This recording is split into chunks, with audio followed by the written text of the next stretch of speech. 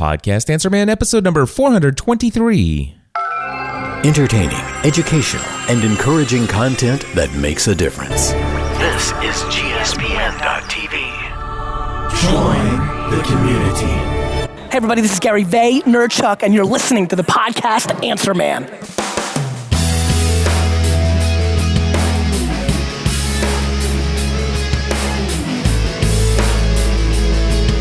Well, hello everyone, and welcome back to another episode of the podcast Answer Man. My name is Cliff Ravenscraft, and this, my friends, is the podcast devoted to helping you take your message, your business, and your life to the next level. That's right, my friends. It does not matter if you are brand new to this online content creating world we live in, or if you've been creating content for many years. There's something we can all do to take everything we do in life to the next level. And well, my friends, one thing that Google is doing to take things in the world of podcasting to the next level is going back to supporting podcasting. If you haven't heard the news, it is all around the podcasting community. It seems to be everybody's talking about it now. But I just wanted to share with you some very important details related to what I think is probably the biggest news in podcasting for 2015, coming in here right at the end of the year. This is huge. All right. So many people know that Apple has been really the primary supporter and embracing company as far as a big technology company of podcasting, and really has dominated the field as far as the go-to place or the go-to source for all things related to podcasting. If you have a podcast, chances are most podcasts are found in the iTunes or Apple's podcast directory. And Microsoft has had some support for podcasting in a while back. They had the Zune player, and then they had the Zune podcast directory. Then it was supposedly a part of Microsoft's music program, but then, their support for podcasting has always been a little iffy at best. Their podcast directory has never been something that has been producer friendly whatsoever. And even today, where does podcasting stand in Microsoft? I just really don't know anybody that has a good, clear answer for that. And honestly, at this point, I don't think Microsoft is even worth worrying about when it comes to podcasting unless they become very clear on a podcasting strategy and develop their own podcast directory. And I really do hope one day that will happen. Now, when it comes to Google had an application for Android back in the early days of Android. They had this app called Google Listen. And Google Listen was primarily a podcasting application. And I know that a lot of people got really upset, and a lot of podcasters got very nervous when Google pretty much just dropped Google Listen. They no longer put the app in their store for people to use anymore. And that left a lot of people really concerned about what does Google think about podcasting. And I know that Google also owns a very popular service for many podcasters, including myself and pretty much anybody I've helped learn how to podcast over the last 10 years. They own this service and purchased this service called FeedBurner, which is not just for podcasters, but it's also for bloggers as well. And boy, when Google no longer supported Google Listen, and when they shut down Google Reader, they were really concerned about FeedBurner going away. And they said, it just seems like that's just it's an inevitable thing. And of course, I'm like, well, if it happens, we'll deal with it when that bridge comes. But at this point, there are still a lot of reasons why I like to use FeedBurner. And there's certainly some pretty significant reasons why, as a coach and consultant, that I still teach the use of FeedBurner. Although obviously there are some limitations there. But anyway, here's the deal. Google is now fully embracing podcast, and not just giving us an app, but giving us a full-blown Google podcast directory inside of something that they have called Google Play Music.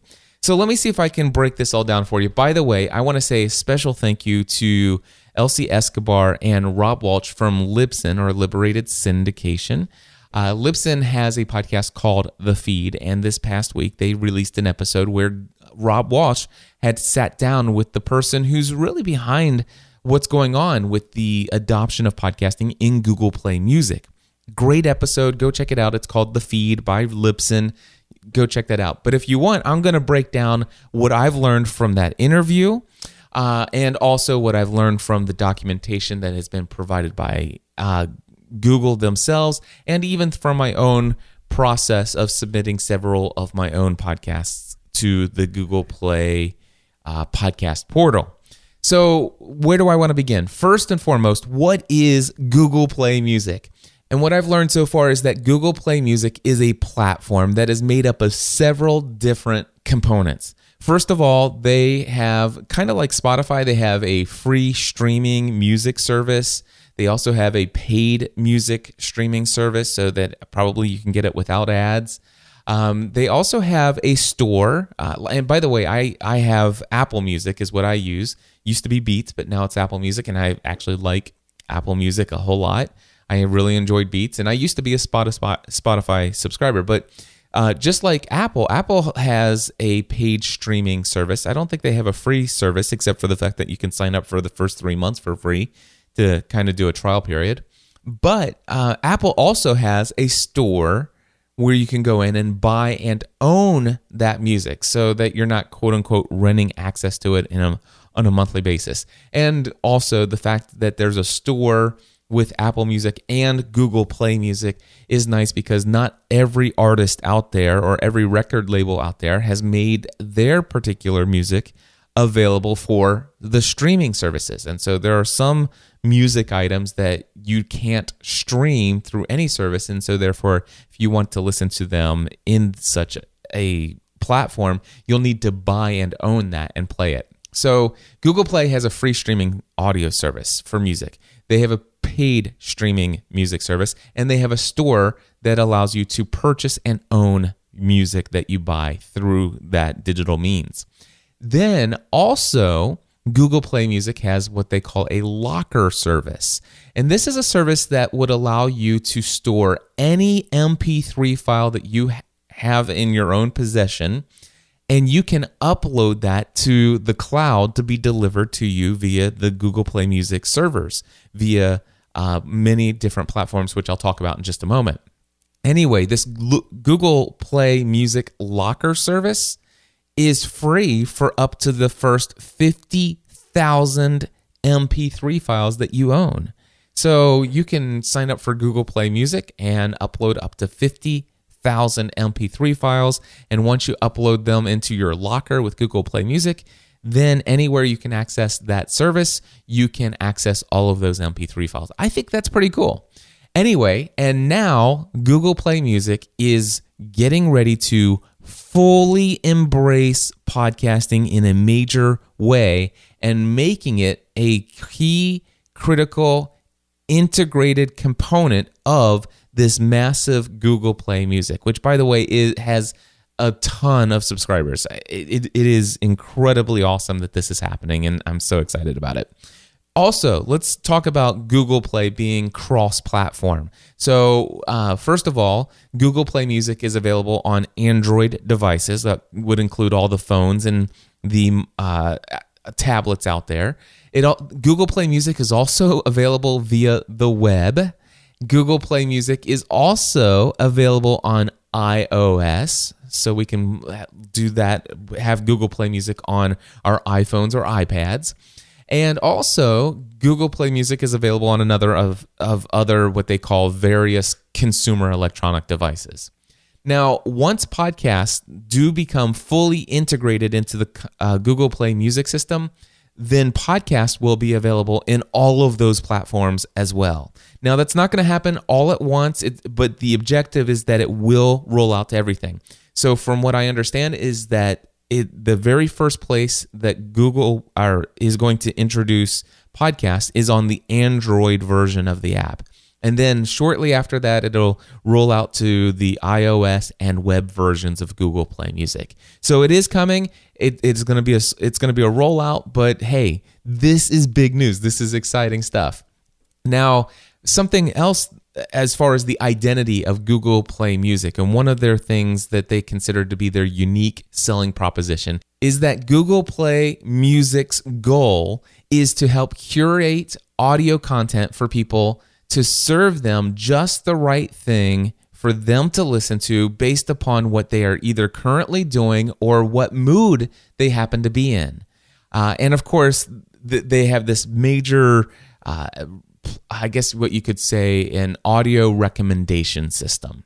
And they try to ask you, what mood are you in? I'm getting ready to work out. I think the guy joked around about, I'm looking at pictures of ex-girlfriends. What mood are you in? And they'll try to find music for you that will fit that exact situation at that exact moment. And so they're curating the right music for the right time. Now imagine this. I'm in the mood to learn something new. I'm in the mood to laugh. I'm in the mood to get lost in a story. Those are going to be options for people to click on. And there's going to be content that the curators there at Google will curate and try to recommend podcasts to fit into those some of those categories as well. And I love a statement that the guy said from Google on Rob's podcast, or in the interview that Rob Walsh did with him. He said, here's the deal. What we're trying to do, we want to get to the place where we're serving people who didn't know that they wanted a podcast, just the right podcast at just the right time. I think that's interesting. Personally, I think that that's going to introduce some new people who are using Google Play Music as a service, have no idea who podcasts or what podcasts are. Is it going to all of a sudden start to introduce them to the world of podcasts? Yes, I do think that that's going to happen, and I think that's pretty interesting. How big of a deal that will be, I don't know. I do know that with Apple Music, I do use their curated playlist quite a bit for the discovery of new music. And so, I think that's a significant deal, and I think it's something to be excited about. But more important than that is the way that Google is going to be introducing the podcast as a podcast directory. So let's go ahead and ask the big question here. How will podcasting be integrated into Google Music? And here's what he says. He says, first of all, it is built right into the service. The one thing you will be able to do, if you know the name of a podcast, or if you know maybe a keyword like, wooden boats, you will be able to go in and search the directory for a podcast. You'll be able to specifically search for a podcast that you happen to be looking for. So just like in the podcast app or the podcast directory by Apple, you will be able to search for a podcast. That is awesome. I also know from hearing this information that you will be able to browse podcasts by category. Now, I've heard that they're using the same main categories that iTunes is using, but I've also heard that they will not be using or including subcategories. So, for example, my podcast, this podcast right here, Podcast Answer Man, is in the business main category of iTunes. However, I happen to be in the subcategory of management and marketing. And I know my friend Dan Miller is in careers, although I think careers might be in a different category than business. I can't remember, but anyway, you get the idea. Well, I will show up because my RSS feed is programmed and set up as business category. I will show up in the business category in Google Play Music for podcasts. However, it won't be broken down into management and marketing, which is no big deal. It's cool. But just thought I'd bring that information to light there for you. And of course, Google will also integrate podcasts into those audio recommendations or curated lists for different people's moods and stuff like that they might want to check out and play around with for discovery purposes. And not even knowing that they're about ready to discover a podcast for the first time, I think that's pretty awesome. All right. So the next big question is, how do we podcast producers get our podcast into the Google Play Music podcast directory? Boy, that's a mouthful. Anyway, first of all, Google has created a podcast portal. And in fact, I already think this is a better setup than what iTunes is giving us. It's a little bit more like what you're used to with Stitcher, and I think it's even a little bit better and more thought out already than Stitcher's podcast portal, personally. But anyway, so I'm a little bit excited about the fact that they give us a portal. At this time, basically to add a new podcast to the Google Play Music podcast portal, you do need to be located in the United States. Now, I know that is going to bother probably about 45 to 50% of my audience because you're outside of the United States. And yes, to add a new podcast to the Google Play Music podcast portal, you have to be in the United States. They will eventually roll it out, but they're starting in the US only. I know, that's kind of a stinger.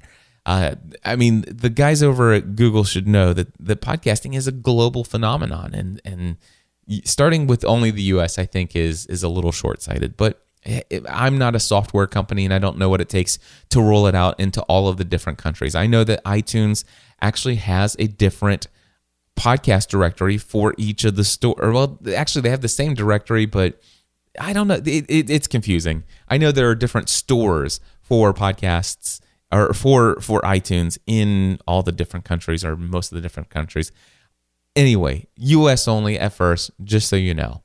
So assuming that you are a podcast producer in the United States and you want to submit your podcast to the podcast portal over at Google, you go to g.co/podcast portal. Now, that's might be hard to remember. It's very short, but it's G for Google, .co instead of .com. So g.co/podcast portal. If you want, you can just go to podcastanswerman.com/submit Google. All right, podcastanswerman.com/submit Google, and that will get you right into their podcast portal. Now, as far as submitting a podcast, it is actually a pretty simple process. Number one, you click add a podcast. Number two, you're going to click the little thing to accept the terms of service. Number three, you're just simply going to paste your RSS feed that you already have for your podcast right into a little box and hit submit. They'll verify the ownership of your feed based upon the email address that's located in that RSS feed. Now, my email address is the same as my Google account, so it was pretty much automatically verified as soon as I've signed in.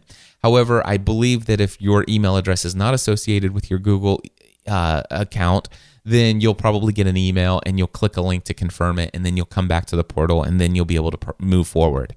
Once you've verified the ownership of your feed in step 4, the next step is that you'll click the publish button. And actually what you're doing is you're publishing it to their system, and then it'll be set up as pending review. And then once they've reviewed your podcast and approved it, you'll get an email letting you know that you've been approved. And now at this point, if you have more podcasts, you can actually add more podcasts. In fact, one of the things I love about the fact that they give us a podcast portal is that you actually see a list of all of your podcasts there. And I've submitted several of my podcasts in there. Certainly, Podcast Answer Man has been submitted, Pursuing a Balanced Life, Family from the Heart, and a couple other of my other shows have been in there. And they're already approved and they're listed as live. But will they show up right now anywhere? I'll talk about that in just a second. A couple quick things about submitting your podcast. First of all, there are very few, but there are a couple required tags in your RSS feed. Number one, you have to have a title tag. That's same with iTunes. So you have to have a title for your podcast. It has to be in the tag. You also have to have an author tag and an email tag. Those are the 3 required tags. Now, they do support iTunes :author and iTunes :email. And, you know, of course, they also have their own tags called Google Play :author, Google Play :email. Not a big deal. I think that either one is going to be fine. And if you're already iTunes compatible with your RSS feed, the cool thing is Google just makes it work. And it does work. Now, your podcast artwork has to be a minimum of 600 by 600 pixels. Now, if you have 1400 by 1400 artwork in your RSS feed for iTunes, or even 2048 by 2048 or whatever, as long as it's more than 600 by 600 minimum, And I think they go all the way up to 7,000 by 7,000, which I don't recommend that because that would be a massive file. But certainly your 1,400 by 1,400 or whatever you're using in iTunes currently will work as long as it's at least 600 by 600. So yeah, that's all you need to know there. When will podcasts be available in Google Play Music? Well, like I said, it's first going to show up on Android.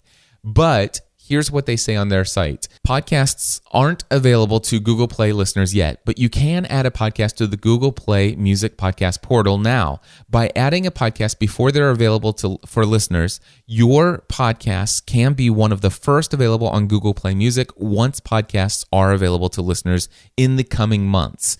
If you add a podcast on the Google Play Music Podcast portal before podcasts are available to listeners, it will be reviewed and processed for publishing. Important. At this time, even if your podcast is labeled as published or live on Google Play Music Podcast portal, it isn't available or visible to any users. You'll be notified before your podcast becomes available on Google Play Music. So go ahead and get it submitted, get it previewed and approved and made live in the portal, and then Google will email you and announce that your podcast is going live in Google Play Music when that does happen. Don't have a time frame on when this will happen, but it's going to happen, and I think it is amazing. Now, will Google Play deliver our original file that we're putting into our RSS feed? So when somebody subscribes to a podcast in iTunes, they're subscribing to our RSS feed. And what happens is that iTunes is literally putting them directly in touch with us personally. And they pretty much bow out of the way. And whatever file we put into our RSS feed, that's the file our listeners are getting. They're actually getting that file from us, from our media host. However, that's not going to be what happens with Google. In fact, Google's actually going to pull one copy of our file from our RSS feed, and they're going to put it on their system and then deliver it to their Google Play Music subscribers or users. So in essence, they're going to take our file, one version of it, download it, and then deliver it from their servers. Now, they're doing this for reliability reasons. They want to make sure that the files are consistently available. And we all know that not every podcaster out there has a reliable media host that they're using for their files, and they don't want podcasts in the directory where all of a sudden somebody clicks play and that file just never plays for their listeners. That they don't want that poor experience. So I get that. It hasn't seemed to be much of a problem for iTunes, but hey, I get what they're saying, what they're doing there. Now, I have heard them say in Rob's interview that they will not be splicing the file. They will not be injecting ads into our content. They're not going to change the content in that way. But, and this so far is the only thing I've heard that is really discouraging, they will re-encode the audio file, just like Stitcher does. Now, my experience with every single service that has ever taken the file that we deliver and take, basically, which is hopefully we're recording our file as a unprocessed, lossless format like WAV or whatever, or AIFF. And then in the post-production process, we're doing all of our post-production, and then we're compressing or shrinking down that file to an MP3 file that is via our specifications. Now, I use 128 kilobits per second, and I use a stereo file. And it is, by the way, constant bitrate. Now, I know that's a lot of technical mumbo-jumbo, but that's what I do. Anyway, I happen to know that when Stitcher takes my file, which has already been processed, it's already been shrunk, it's already been encoded, they take my already encoded file and then re-encode it again, taking out more valuable quality information about the digital file that originally existed, and thus reducing the quality of the file. And not only that, but Stitcher does this ridiculous thing of shrinking it down into this ridiculous bit rate that makes it sound horrible. Now, I'm an audio snob, and so that's the way I feel. But if you're listening to me on Stitcher Radio, you've probably just never knew the fact that you're listening to a subpar, substandard, reduced audio quality version of my show. But if you're listening to me on Stitcher right now, I promise you, my audio actually sounds much better than what you're hearing. It's just that you're getting a lower quality version. Now, I don't know when they re-encode it, what they're re-encoding to. We won't know that, I guess, until it happens. But anyway, at least the content's going to be out there, and hopefully it's going to be a high enough quality. I mean, obviously, they're not going to put out horrible quality MP3 files for this music streaming service. So hopefully they're not going to do that horrible low quality 64 kilobit per second or even lower audio files for our podcast. Let's cross our fingers there. All right, and then of course, how will we get statistics? Now, the cool thing is that Google, just like Stitcher will, when you sign into the podcast portal, they say that they're going to give you all the statistics, and they said that they're going to try to do and offer. They're going to try to serve us, the podcast producer, the valuable information that we desire. And also, they realize that for many of us, that there's a lot of monetization that goes on, and sponsors and knowing the number of downloads is very vital and important. And so they're going to expand and try to improve upon what even statistics they're offering to us. So that sounds to me like they're very committed to the podcasting community, the podcast producer community, and this is all very exciting stuff. And I would imagine, and I think I even heard it hinted, that they'll probably even work with Google and Libsyn, because I'm a Libsyn subscriber. And right now, even though Stitcher is pulling one file and then serving it out off of their servers, Stitcher is passing information back to Libsyn about the downloads of each of my podcasts.